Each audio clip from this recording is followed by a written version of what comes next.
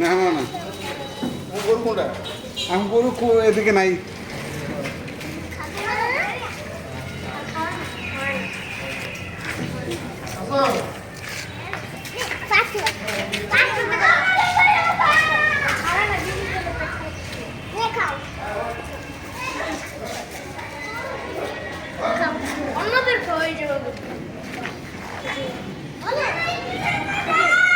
হ্যাঁ গুদা মারবে এটা গুদা মারবে যায় না।